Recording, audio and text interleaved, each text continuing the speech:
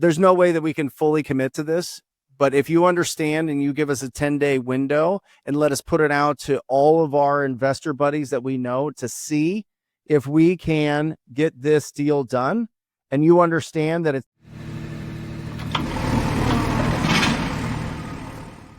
What's up, everybody? Mason McDonald and Dan Haberkost here with another episode of the Big Picture Blueprint, where today we had a ton of fun with our guest. One of the more enjoyable conversations Dan and I have had in a while. And I talk to Dan all the time. So, this was actually an enjoyable conversation that Dan got to be a part of with me. But just kidding. Before we intro our guest, Dan, how are you doing?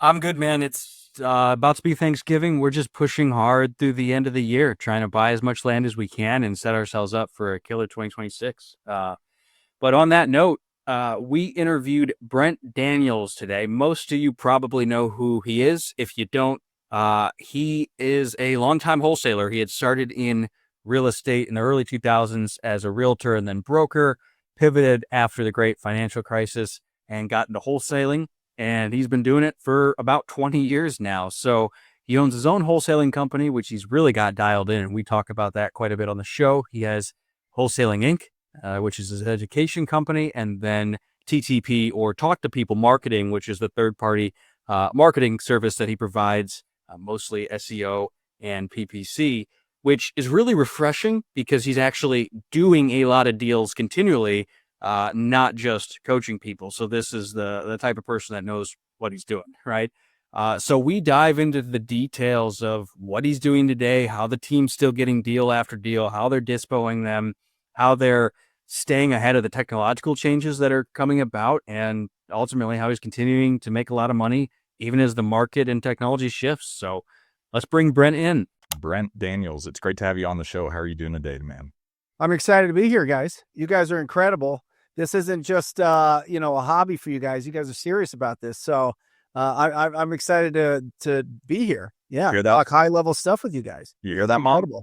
People think we're serious. My mom and Dan's mom, we're excited that you guys are able to hear from Brent Daniels. But Brent, before we dive into kind of the high level questions that we've got prepared for you today, can you take the next few minutes, just tell people who you are, where you came from, where you are today?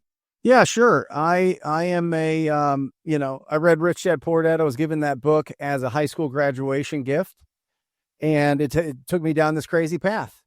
You know what I mean? It's, really, when you're 18 years old and it's the year 2000 and you read that book, you go one of two ways. Either you completely ignore it or it changes your life forever. So I was like, okay, I'll go to college, I'll do that thing, and then I'll get a real estate license and I'll start being a real estate investor. And so got a real estate license, became an agent for a while, thought that six figures was a bazillion dollars at 22, 23, 24 years old, opened up a brokerage, and then 2008, lost everything. Signed a personal guarantee on an office lease for a brokerage that I had opened up because I thought opening up a brokerage was a good idea. And for everybody listening, it's not. Okay. I'm just telling you, it's not a great idea. But signed a personal guarantee for 10 years, which would have taken it to 2018. And the business crumbled in October of that year in 2008. So I got sued for that. That was my first step into a lawsuit, and then had that kind of hanging over my head for a long time, and kind of crawled back out of that, foreclosed on 5 properties, got the cars repoed, did that whole thing. This is the hero's journey. We're getting there, and just kind of clawed back out of it, started being an agent again, and then I was working for an investor. And he said that if you go out into this neighborhood and go and find some of these older properties that are vacant and bring them to me, I'll buy them and I'll pay you a commission. So I started doing that. And then I started looking on the settlement statements as to making sure my commission was on there. And there was this really interesting 2 words. And it said assignment fee. And it had $40,000 next to it. And at the top of the settlement statement didn't have my investor, Derek, or his company. It had some other company and some other guy's name. And I was very confused by this. So I talked to Derek, and he explained to me that he sold the property, which I didn't know you could sell the property before you owned it. And he goes, no, I sold the contract to buy the property. And so that took me down the wonderful world of wholesaling. And then in 2016, I listened to this podcast called Wholesaling Inc. with Tom Kroll and joined that community, and have never looked back. It's been incredible. And so I built a wholesaling business in Phoenix here. I've done some flips, but I prefer wholesaling. Worked with, land deals on some level, just assigning them, not developing them, not doing the cool stuff that you guys, are doing and incredible at. But I just stick to getting the fast deals and building a system around that and coaching people how to do that.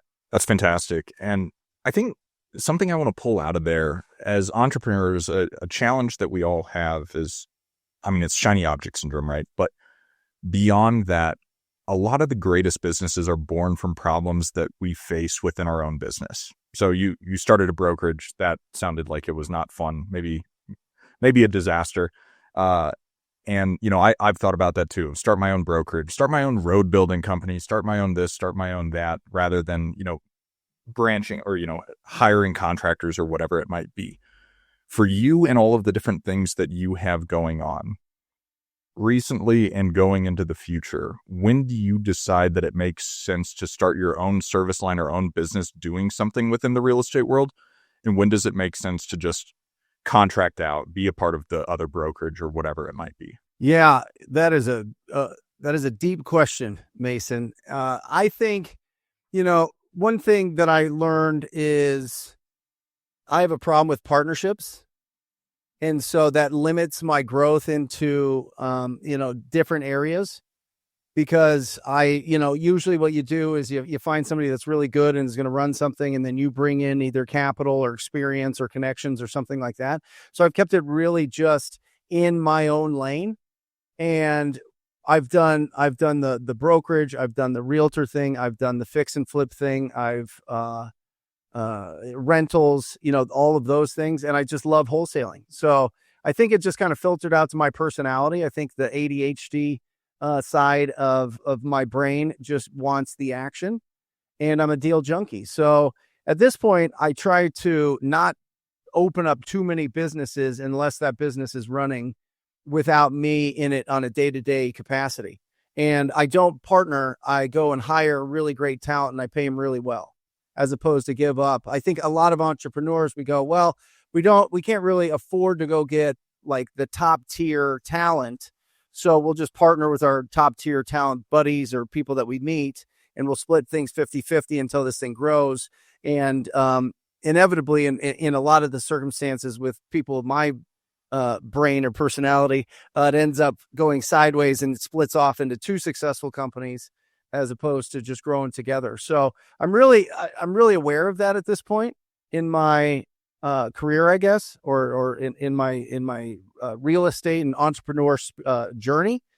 So if I'm in it day to day, I'm going to stay super focused and just build that thing until I can hire really great people to replace each and every role that I have in the business. Does that make sense? Does that answer that? Yeah, that makes complete sense. Okay. So Brent, take us to today. What do the businesses look like? You've got the education company. I believe you're still doing deals. Can you kind of walk us through what all you have going on today? Yeah, I've got a wholesaling and flipping on some level. I don't do a lot of the rehab flips. I call it flips anytime that you actually take ownership, right? Whether that's just like a takedown model where you're buying it and instantly selling it. A little bit of rehab here and there. I always get dragged into it because my team gets bored of they're like, oh, we could do this really great flip on this house and it's not going to take that much work. It always takes more work, and we always screw something up, and the buyers always want so much now. And so I try to assign as much as possible. So that's one side, and I'm completely out of that. I have an incredible my lead manager, or I guess you could call it a COO, Jackie Thornburg, runs everything there. Very organized, very analytical, very detail oriented. And so basically we just make sure that we get as many high quality inbound, high intent leads coming from Google, whether that's YouTube or whether that's Google My Business or whether that is from our SEO or from pay-per-click, right? So all of my marketing goes towards Google, and we have inbound leads because those leads convert a lot faster. We're talking you're doing 24, 48 hours of follow-up for those leads because they're searching, they're actively searching for you.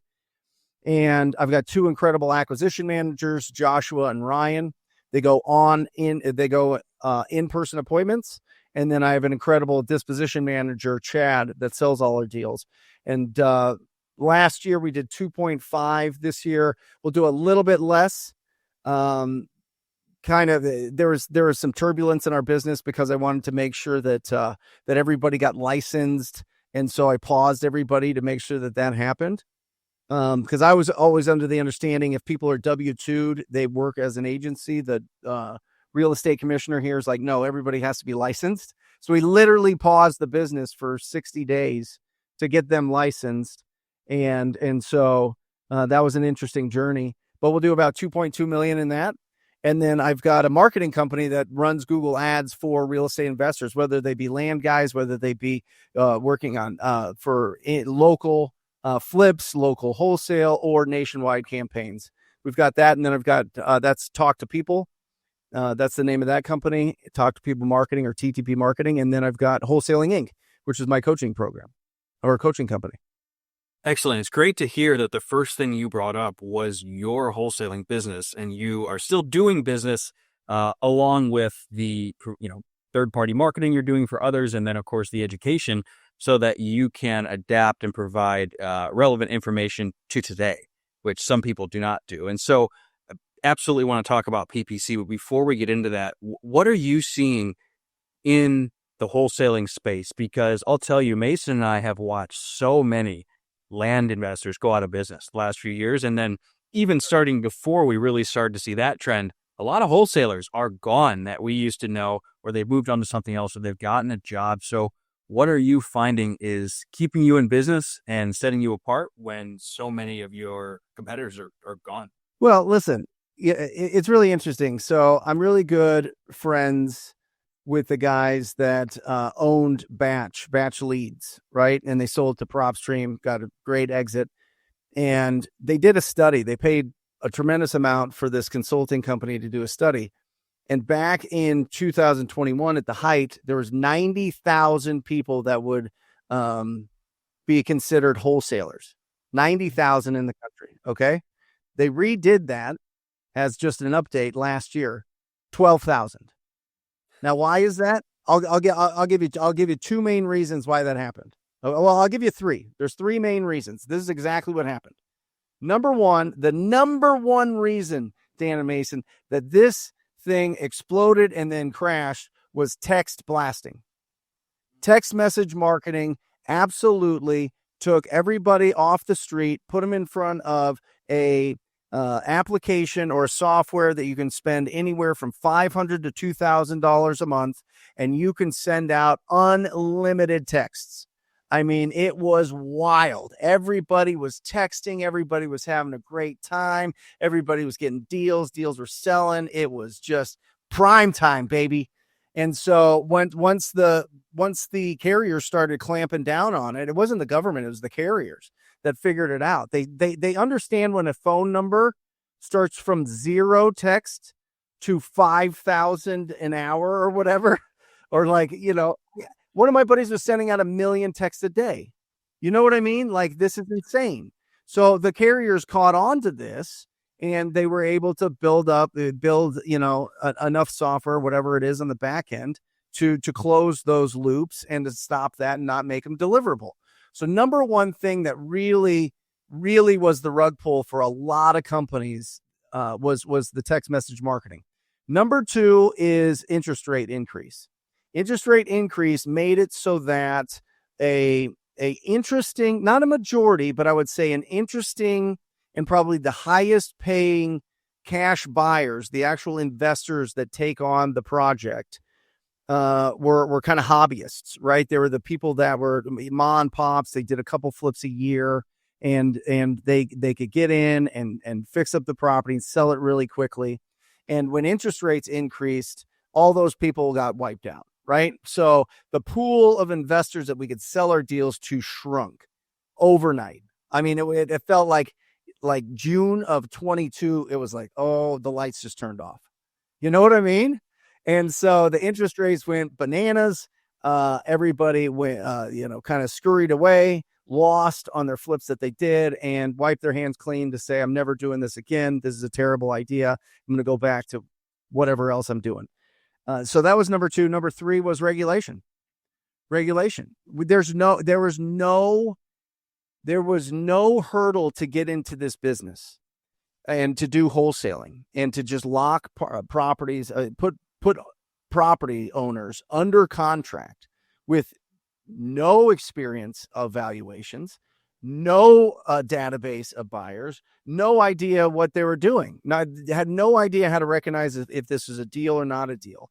And that made a lot of sellers mad. And even more importantly, it made a lot of real estate agents mad. And real estate agents go and they complain, and they go to the department and they go to their representatives. And now a lot of these states, there's 21 states that have regulations, whether it's disclosure, whether it is license, you have to have a real estate license and all those other things. So those are the 3 main factors that really, pulled the tide back in this business. And I don't see the tide returning, which is incredible for people that really love this business and really take it serious and really study it and research it and think about it and stay up at night to figure out how they can be better at this. And so I think right now is just an incredible time to be a real estate entrepreneur. I really do. Yeah. Dan and I agree we're the most excited we've been for business in a while because competition is falling off. Feels like the market is starting to normalize a little bit, which is attractive. And I appreciate you talking about compliance because that's what always irritated me about a lot of the wholesalers that attempted to work with me in the past is that whatever they were doing, it just felt icky. Yeah. So, with your business model focusing on compliance, both on the lead generation side and the dispo side, do you feel like you are able to get more business this way rather than what it was like whenever it was the Wild West of being able to send out 50 billion text messages a day and, all this other wacky stuff? Yeah, it's incredible, Mason, because my acquisition managers had to go through 70 to 80, sometimes 100 leads to get one deal from text messaging and cold calling. Now they go 1 through 20. And the timeline for outbound. So there's 3 ways to get deals. All right. There's only 3 ways to get deals. All right. You do marketing, which you pay for it, right? You do prospecting, where you cold outreach, whether that be knocking doors or cold calling, or you get referrals. That's it. There's only 3 ways. If you don't have a budget, then you hustle. It's like hustle versus pay. If you do have a budget, then you can pay for better quality leads. So you have to get to the point where you stabilize your business enough to where you have enough marketing budget to have inbound leads. And let me tell you something about like really A+ talent on your team. They hate losing. And if they have to lose 79 times to close that 80th lead for one deal, they're not going to stick around. They're just not going to stick around. They'll find something else to do. They'll find something else to sell. These are real salespeople. These are really, really, really talented. Like their ability to make people feel comfortable and to be curious and to do it day in and day out for years. They have to win. They have to win often. They want to get paid every single week, if not every day, if they can. And there's no way that you're going to do that with outbound leads and referrals. At some point, you have to put budget into paid advertising, paid marketing to get leads coming in. And you just have to make sure that the amount that you pay for those leads makes sense from a return on ad spend by the time that, you close those deals and those deals are big enough to where there's a good, 4x, 5x return on those. And if you have 4x, you can just pour more in, you can scale. But it's really tough to scale. You can't scale with outbound or referrals. You just can't. Mm-hmm. Well, and So on inbound leads, and you make great points, it's soul crushing cold calling. I mean, and I think every 80 conversations, I mean, that's great if you're getting a deal every 80 conversations on cold 80 leads, not conversations. No, conversations. You have to have 200 to 1,000 conversations for a deal. Oh yeah. And that's really niche lists. So on these inbound leads, we're talking about PPC pretty much or Google ads where people are seeking you out.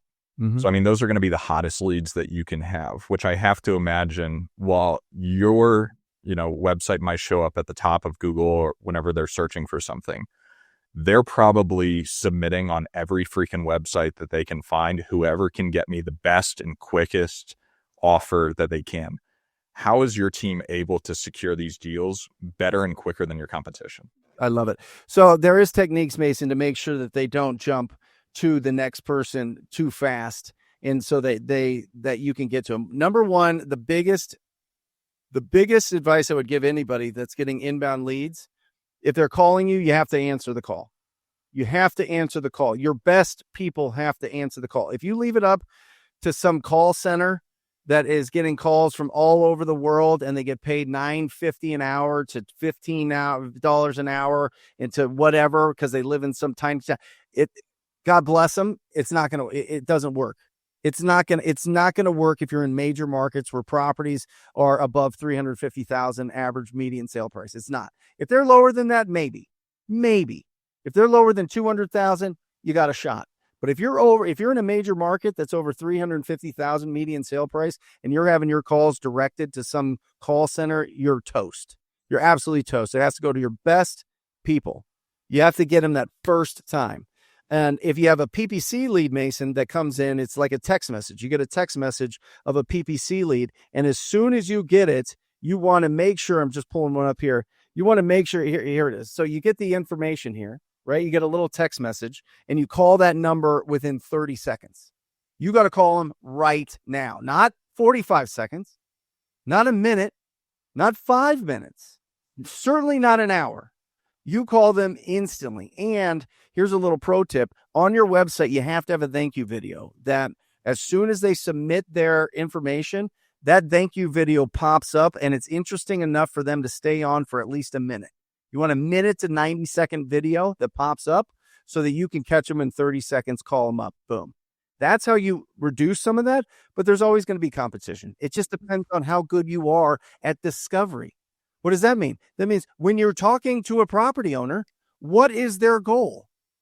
What is their goal? That's the number one thing we're trying to figure out. I don't care if it's a piece of land. I don't care if it's a house. I don't care if it's an apartment. I don't care if it's a trailer. What is their goal with this property? Okay. And if you can get that, if you can understand that, if you can really understand where they're at, then you can craft an appropriate offer for them. And it's not always a cash as is offer. Oh yeah, no, that's killer, and I appreciate you bringing up all the different asset classes because Dan and I work in land, and where one of the substantial differences between a majority of the deals, Brent, that I think you do versus us is there's very rarely distress whenever we're talking to a landowner that it's their family's third generation of owning this piece of property in Eastern Colorado. However, if they are the one to reach out to you, whether it's on a texting campaign, a cold calling, they respond to a mailer or PPC or whatever it is, as soon as they give that input, if they input their data and you receive it, the quicker you can get to it, the more likely you are. Because they've probably forgotten because you're the 40th person that sent them the mailer or whatever it might be. So I think speed to lead, regardless of asset class, is something for all the land investors listening. Don't be lazy. I say that to myself. I mean, I got 4 leads since we've had this call, and I'm like, I'll get to them tomorrow because it's cold and raining outside. So do as I say, not as I do. Yeah, well, listen, and you said something interesting, right? So Google has 3 spots, really 4, but 3 on the main page. And I think most people, and I won't speak for everybody in the world because that's ridiculous, but I think most people understand that the most powerful position in marketing is the first page of Google. Well, you can rank 3 places, okay? You can pay for the top. There's also something called Google My Business, which, by the way, our land investors are absolutely murdering deals on Google My Business. And I'll explain what that is in a second. And then you've got SEO, which is the organic search. So, by the way, guys, 80% of people skip the sponsored ads. They don't trust them. They go right to the map. So when you said the being at the top is the best place, it's really not. The Google My Business, and you can optimize your Google My Business account. If you don't optimize it and you're not putting in reviews there, it's not going to show up, right? You could spend $1 bazillion in Google. You will not show up on that map. You have to do the right things. We help people do that. This isn't an ad, but you really need to optimize that. And if you optimize that, you show up on the map and it makes people know that you're legit, because you have to have an actual office. You have to have an actual business. You have to actually be in that state. And and that's what Google wants you to be. They want local businesses in that spot. That's the most powerful spot in marketing, is that map. Because people love looking at that, and they go to that almost more than, they go to that more than anything else. They'll skip the sponsor, don't trust it, go to the map. And then the bottom part is the organic, which is called search engine optimization. But a lot of land guys are not optimizing their Google My Business, and it is a shame. Because once you optimize it, there's no extra cost. There's no extra cost. The only thing you have to do is keep putting reviews in. I just looked it up, Dan. You're in 7th place. I'm in 2nd place in Colorado land related stuff. So All right, we're gonna on the map. on the map. On the map. How many reviews do you have, Mason? I have 8, and Dan has 56. Right. So you're doing some. There's some optimization there that's going on. Wait, what is your company name, Mason? Mine is Colorado. Yeah, he's Front Range Land, and I'm Colorado Land Acquisition Services. That's why you're higher. Literally, because people will search Colorado land before they'll search. What was yours, Dan? Front Range Land LLC. Right. Yeah. You have to put it like Phoenix Cash Home Buyer. Like, even if it's not even your name, you open up a company literally called that. Interesting. Okay, I'll have to think about that or talk to you about that offline. But yeah, I was. You have more reviews than him. You have more reviews. There's no reason Mason should be beating you. He's getting leads that you should be. Well, I was going to say, even what we've done this year, because we've really spent time getting those reviews, has made such a difference. Not just for organic leads, but just the legitimacy of people who receive our postcards or any other mail or marketing. They go online, they see that, and they're, oh, okay, this is a real company, and that's made a world of difference. One tactical question I really wanted to ask before I forget. Regarding the call your leads in 30 seconds, how are you actually making that happen? How are you structuring your team so that's feasible? We all get a text message. Everybody on the team gets a text message. And so somebody calls them. Usually it's, we're recording, like when somebody gets it, it's like, got it, right? In a Slack channel. And then boom, they're calling right away. So they're calling, they put it on speaker, they're texting, and then they're getting into deep discovery. Now, before, what was happened, Dan, is I had Chad, who's now my disposition manager. He was my junior acquisition manager, and this worked really well. I always believed that somebody should be in the streets and somebody should be in the office. And so Chad would take all of those. He would filter out, he'd do deep discovery, and then he'd kick it off to the acquisition team. Now, if he was on the phone with somebody else, he would let them know and somebody else would get it. Got it. Okay. That makes sense. Now, so it's a fist fight now. It's a fist fight between Joshua and Ryan to get to that lead first. And Ryan's really greedy. And so Joshua, kind of gets the scraps here and there, but well, greedy's not a bad. They can do it out. An acquisition manager, right? But I want to talk a little bit more about the PPC and all aspects of getting organic leads online, but for land investors, because that's what most of our audience, whether they're investing in land themselves or funding land deals, what Mason said about the difference in avatar is so important. I mean, most of these people, I've got my screen in the background, just scrolling through deals we have under contract or that we've bought. They're old land investors who bought a tax sale for pennies on the dollar, and then we're buying it in 50 cents the dollar from them. They're kids that inherited it from their family. They need probate or quiet title or some sort of process to fix the title. And then a mix of just other people who bought it a long time ago, don't use it anymore. Maybe their kids don't want it. And so it's interesting. They tend to be really apathetic, but they're ready. And so their biggest concern is trust, legitimacy, not getting scammed. is this person going to waste my time, or can I trust that they're going to close? So given that seller, is there really anything substantially different for land investors trying to do PPC? It's cheaper. I mean, listen, it depends on what your cash conversion cycle is. Like how fast do you get your marketing dollars out? With land, I don't know if you guys are flipping it quick. I don't know if you guys are taking it down as a development. I don't know if it's like, you have to like when you guys get a deal, how long is it before income comes in the door on average? It varies a lot. Some of these we sell in 60 to 90 days. Some of them we're subdividing and selling over the course of a couple of years. So it does vary quite a bit. Right. So my suggestion would be, I would highly encourage not to spend the money on the PPC, although you can. You're just not going to get. It's going to be more expensive. I would put the money into SEO, search engine optimization. I would First of all, you have to optimize your Google My Business. I mean, that's a no-brainer. Once that's set up, as long as you keep feeding it reviews, you stay in 1 and 2, right? And then and probably nobody in land is doing that. The other one is with the SEO, with search engine optimization, it won't take as long to get you ranking under that Google My Business map, but you do need to have high quality backlinks. The day Google changes its algorithm all the time, before you could spend like nothing. Now you have to spend to be on really strong websites that'll get you the traffic that you need, that'll make Google happy. And there's a bunch of other steps in there to get you to rank in the search engine optimization. And so having somebody that understands the strategy there is really important. But you're usually probably, I would say for land, you're probably maybe $2,000 a month for a year or so, to have the top spot in your certain areas. And so I don't know what your average deal size is, but I think that'll put you in a really, really good spot, because you have to get people to write blogs, and you have to get people to write articles, and you have to do PR public releases, and all those things, and then get the backlinks. And then once that's all set up, you start bubbling to the top, and then you stay there as long as you keep putting in interesting backlinks and articles, which $500, maybe $1,000 a month from there. That's what I would do. I mean, that's a really strong strategy. Is that doable across multiple states, or should I triple for sure? Number? Okay. Yeah. I mean, each state you'd want to have its own.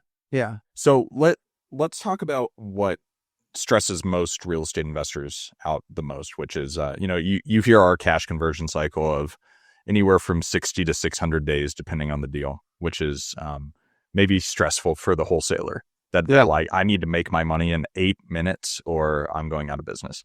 Yeah. What does your dispo process look like? Who are you working with? What relationships have you built in the community that you think are foundational to your success? Well, real quick, just because you were talking cash flow, and I'll answer that question, Mason, but, and this is going to sound really terrible to really smart land guys. But I think that it's an interesting strategy that us crazy guys use that you guys probably don't dip into. Maybe you do. You could correct me if I'm wrong. 18-month interest-free credit lines. Get them to whatever, 50,000, 100,000, whatever it is. Your minimum payment a month is 1% of what you spend on it. Okay. And this gives you enough runway, enough buffer cash flow for some of these bigger projects. And then at 18 months, you credit stack and you could put it onto another card at 18 months, right? Business credit. I'm not talking personal credit. I'm not talking about use this for, another fantastic, Jubilee, braceleted Rolex, right, Mason? I'm talking like really nice, really good marketing plan, really smart with your operations, right? The dispo process is simple in Phoenix. I mean, we have so many incredible buyers that we've worked with for a long time that we just send out an email and within 15 minutes, we know what the deal's looking like, right? Not only that, but we've got connections with the people that have really big dispo houses, really, really big lists that all they do is sell other people's deals. And we have one guy in particular here that only charges his buyers $1,500 on top of what we want. So he sells 2 or 3 deals a day. And so making those connections with those bigger bigger disposition companies is really important. Got it. Is that not a Jubilee bracelet? It is. Yeah. I love it. Thank you. Yeah, I have the same band. Not now, but yeah. You know what's funny is some people have made fun of me for it whenever I first bought it that are in the real estate industry, because they're like, spend that money on marketing dollars. First time I wore this on a flight, real estate investor told me go to Kingman, Arizona. I made like 16 grand the next week doing it, which paid for my watch. Which there you go. There you go, and it's fun. I like a nice timepiece. I have several. Yeah, it tells the time, and it's it's a fun dangerous hobby, whiskey, golf, and watches. But that's it. Who are we? Yeah. No, Brent. I think it's fantastic to hear all these great things you've got going on. But with the amount of volume that you're doing, has a bad deal slipped through the cracks in the past year or so? No. How have you eliminated that from happening? I wholesale. I mean, if it's not a deal from a wholesale, if we don't know our numbers by now, we're real silly. You know what I mean? Now there's been times, Mason, where the seller wants more than we're willing to go. Like it feels uncomfortable, and we tell them, listen, there's no way that we can fully commit to this. But if you understand and you give us a 10-day window and let us put it out to all of our investor buddies that we know to see if we can get this deal done, and you understand that it's not a guarantee thing, that we're not buying this no matter what. If you understand that at this price, well, we can guarantee that. At this price, it's a roll of the dice. So that's how we mitigate that, Mason. You know what I mean? Like I'm not doing flips because I was doing a flip in 22 in April, and then June rolled around right when we're about to go on the market. And the property that we were going to make $100,000 on, we made like $1,200 on. And I was like, this is so much work. This is insane. This is so much work. So, I'd love to tell you like a horror story there, but it's just, I mitigate risk by playing the assignment game. And as long as it's, as long as it's legal to be able to assign and to market the way that we do in Arizona, I'm going to do it. Now they could change it tomorrow and I'm going to have to go out and close on deals, and I'll take some hits and some lumps. If it ends up that they're like, equitable interest is not a thing and you can't market properties that you don't own and all those things that are happening in different states on some level, then I'll change my business model. But at this point, I've got the golden ticket, brother. I've got the golden ticket of being able to, and listen, we sit down with the property owner and we tell them exactly what we're doing. We disclose it. We let them understand that this is not fair market value, that we're going to try to make as much profit on this as possible, all those things, and so they understand what's going on. They're not going into it with any expectations that we've set in properly. And so if you go in with disclosure and it's legal in your state and it reduces the risk, and I just have to be good at marketing and sales, I'm feeling good, man. Oh yeah. Well, and I appreciate the transparency and the compliance aspect of the way that you're operating your wholesaling business. But for the salespeople, the acquisitions managers that are out there that are maybe newer to the game, where they hear something like that and they're like, why the fuck would anyone sell this property at this to you with this assignment agreement where, they know that you're going to do it? How do your salespeople or your acquisitions people overcome that objection? It's very rare, first of all. And second of all, the seller's not paying us. Buyers pay our fee. Buyers pay us. So we tell them if a buyer is willing to pay us for the right to purchase this property, that's how we make a profit. We don't have to lie. Like, we're truth tellers, truth seekers. Like, they don't care. Either way, here's the thing. We know every time that we lock up a property, unless we have that conversation that says, hey, listen, we're not going to close it. Every time we lock up a property, we're willing to buy that property. We have the funds to buy the property. We might buy the property once I get, a crazy idea to flip it, or maybe I just want to close on it so that nobody else knows about the deal and I can just put it on the MLS after I close on it. Those are different. Those are strategies we use. I mean, we probably close on 2 or 3 of these deals at a time, but they're phenomenal deals. And I've been doing real estate since '04. So I know the values. It's been over 20 years. And so we feel really confident in it. So, speaking with people that are like, why would they do it? Because the buyer pays us. The buyer recognizes either future potential for this property, or they recognize now potential for this property, and they're willing to pay us for that potential. Something that I've been doing for a while, Dan does too, and that we both agree on, is direct mail has historically been one of our best producers. Are you said you're just PPC, like Google, YouTube, right? Yep. Google, YouTube, Google My Business, and SEO. Yep. Why have you dropped off on all the other marketing channels? Oh, I would love direct mail to work. I would love it. I spent for the first 6 months, $25K a month in direct mail, and my ROI was 1.2. And what's your ROI on PPC? 4.4. Right. One. Yeah, that math checks out. I mean, so listen, and they told me, I had really great people running it. And it's, they told me, like, I don't think that you're going to love me for this. I mean, we'll see. Maybe the market's changed, but I've tried direct mail since 2016. It always it always pours honey in my ear and seduces me into, oh, you could get some great, deals this way. Right. But one, it's slower. It's much slower.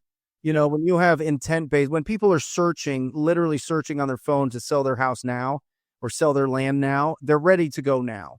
Yeah. So it's faster. With direct mail, usually when they call you, they want you to come over, right? On some level. But you could be waiting months for that postcard, for them holding on to it to be able to call you. So I think that there's, probably a buildup time of anywhere from 90 days to 120 days of consistent mail going out before you really start reaping those rewards. But it just seemed like a longer follow-up. Like they're like, yeah, come over and check it out and tell me what you think. But they weren't like, I'm selling it today. Yeah. Right. Or the Zillow shopper, just maybe one day. Brent, one question I like to ask, this is more of a as a selfish question, when I look at my land business for me, and I think Mason would agree, it's a way to make money. And then I put it into long-term assets. And for me, that's just nice buy and holds. And I know you mentioned rentals, but at the beginning, it kind of sounded like it was something that you weren't particularly excited about. So no, what do you do with it? Because you got to put your money somewhere, in theory, right? So it can grow, and also ideally to mitigate your tax burden. So what do you do to invest? NASDAQ 100. Okay. So stocks, you're a stock guy. I mean, I haven't been. If I buy rentals, like my rentals are owned free and clear. I like just the security that I had this old school real estate investor years back say you have to own at least one home free and clear, because real estate's gonna get you at some point, or being an entrepreneur is gonna get you at some point, or your stupid decisions are gonna get you at some point. So own at least one house free and clear. And so I got a couple rentals. I own this commercial building that I'm in here, which is cool. I mean, I think over time that'll be really good. But I mean, over the last 30 years, NASDAQ 100 went up over 3,000%. Like, what are we talking about? You know what I mean? Like, I understand the leverage of, and the tax implications of rental properties, but you have to make so much money to be able to you have to buy so much real estate to pay no tax. You have to buy 8 times the amount of real estate of your income a year to not pay taxes. And so it's like that seems like a lot of work. And my wife, like, we had an Airbnb. She hated that. She's a nurse. She like is in the medical world. She thinks us real estate people are just a bunch of idiots, a bunch of like seminar going, hypey Instagram, idiots. Essentially, I mean, she saves people. She gives people. She works with people with cancer. So I mean, she's not in the real estate. Like if she was like, I'd love to be a property manager and I'd love to design these houses and all that would be a different thing, but not for me. I mean, put the money somewhere where I can't spend it. I'll buy some whiskey watches and drivers. There we go. It's a refreshing answer though, Brent, where I feel like so often in the entrepreneurial circles that I'm in, it's like, I've got maybe half of my wealth managed by a professional financial advisor that has index funds, different huge private equity, multi $100 billion funds. Yeah. Numbers beyond what anyone that's talking about on a podcast is talking about. And it's why would you bet on, this one particular thing whenever you can have the 100 largest companies in the world go make you money without true passive investing. No real estate I've ever done has actually been passive this whole time. So it's nice to feel validated in some way of, my personal investing thesis as well. Yeah. Same with me, Mason. I mean, I had one of those like little family office things, not like the big guys. It's like a fractional family office, you can say. And they gave me the report and they're like 88% of the wealthiest families. I mean, 88%, the wealthiest families have 88% of their assets in the market. Like, what are we talking about? It was like 6% in real estate. Yeah.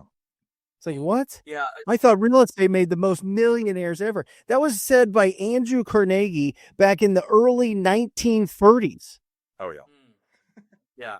Well, what was nice about real estate when I read Rich Dad, Poor Dad, and I had no money, the leverage aspect of it is what was so powerful. Once you start to have money, then you can go put it in the markets. But when you're broke and you can, put 3.5% down in house hack, that's pretty powerful before you have money to put in the markets. But as you make more money, certainly it gets harder to deploy larger amounts.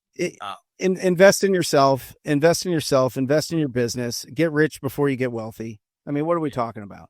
You know what I mean? Like, oh, when's the best time to buy real estate? Well, when's the best time to plant a tree? 20 years ago. Come on. Like it's nonsense, people. It's absolute nonsense. If you love dealing with tenants and you love the drama and you love the action of getting texts and all this other stuff from either your property manager or the tenants themselves and all these other things, great.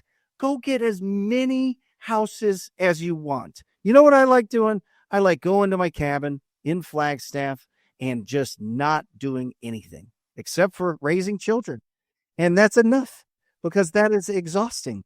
I don't need all this other stuff. And being a business owner and being creative in the ways that you try to grow those businesses, it's enough. Listen, I can make a lot more as a real estate coach, a real estate podcast, a real estate investor, a real estate whatever, if I was to say I own 1,000 doors and my passive cash flow is bananas, it's all bullshit. Everybody that says that is lying. They are lying. That is all nonsense. It is all nonsense unless they're like 65 years old. You know what I mean? And they have most of those deals paid off. Mm-hmm. So, I mean, yeah, I think most of this industry's just been fooled into the rich dad, poor dad, buy a bunch of single family houses and it's going to be a great life. It's nonsense. It truly is. And it's a refreshing take, Brent. Like honestly, I came here. We don't know each other well, but I mean, you guys get it. I mean, it's easy to go, hey, this is how you get free houses. Yeah, until you have that house. That house costs you $3,000 to $5,000 a year in just upkeep. And every 3 to 5 years is a major event that you have to put $10,000 into. And oh, by the way, your cash flow of $200 a month is gone. Okay, it's all gone. It's coming out of your pocket. And this is what everybody does. Landlords go, hey, tenant, I won't raise your rents. Don't call me to fix anything. And then you know what happens? They call me. They go to my website and they fill out a form and they go, buy my ugly house because it's been a rental that I haven't fixed up for 15 years. And that little water leak that would have been $30 15 years ago is now a $20,000 roof replacement. Oh, yeah. Well, and selling that dream is a great way to sell courses to, how to become financially. I'm telling you. Mason and Dan, you guys know this. You want to make a fortune, lie to people that want to be lied to. All right. If you want to make a living, tell the truth to people that want to hear the truth. And if you want to go broke, tell the truth to people that want to be lied to. Yeah. That is the whole, that's that world. I mean, I could make way more money with my personality and my enthusiasm for this business if I just lied. Yeah. It'd be cool. It would be cool. But I would not sleep, and success is a good night's sleep. Yeah. No, it's refreshing to hear. I like the nice new construction rentals where I can just place my money and leave it there and not think about it and have something for down the road. But agreed in the whole general concept. There's a lot of bullshit out there about, especially multifamily apartments. I have a bunch of buddies that's all they've done for 20 years, and I don't envy them. They've made a lot of money, but I do not envy them. But I'll leave it at that. Yeah, I mean, there's so many different things, you know. There's anyway. Yeah. Oh yeah, and Getting free houses, it's never free. I don't care what the cost. And if you're one of those guys that are going to buy a turnkey rental in Indianapolis and Memphis and in these crazy little towns, get ready to just be absolutely fleeced. You're done. You're done.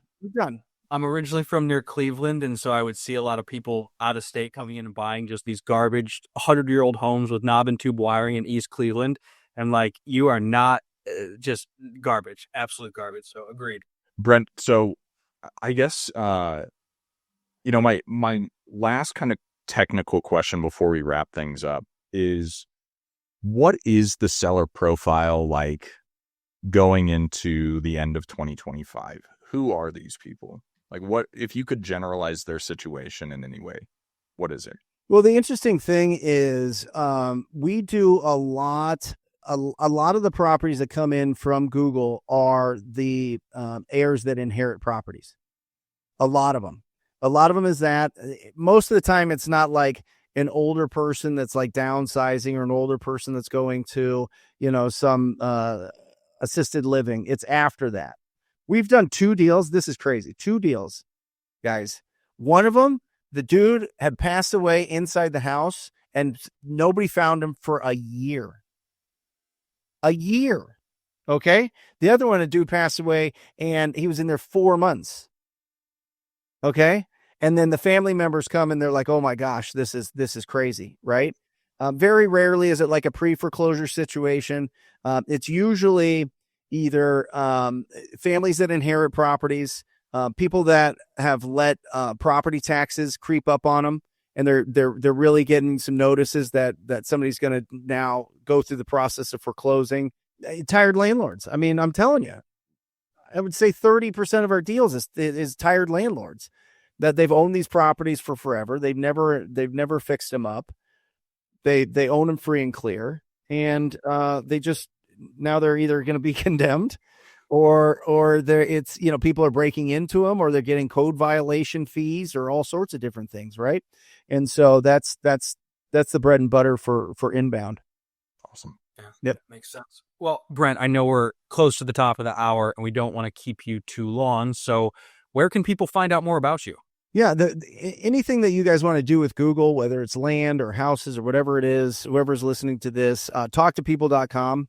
I highly suggest if you're interested in learning about running the paid ads or building your search engine optimization or Google ads, they're all in my office. This isn't like a weird VA situation where I've got, people messing with your Google account somewhere. They're all experts. They all have spent over $1 million in Google ads. Some of them have spent $1 million a month in Google. And so real experts, that's at talktopeople.com. And I invite anybody that's interested in wholesaling, check out the Wholesaling Inc. podcast or the Brent Daniels YouTube channel. Brent, thank you so much for giving us the time of day today. This was a ton of fun. I think we could probably go for a few more hours, but we could go all day. This would be fun. We should do a part 2. That'd be cool. I think Dan and I will be in Arizona towards the end of January. So maybe we can get together. I'll get you on my podcast. That'd be fun. That'd be awesome. But without further ado, I know you've got to go. Brent Daniels, Dan Haberkas, Mason McDonald, The Big Picture Blueprint, signing off.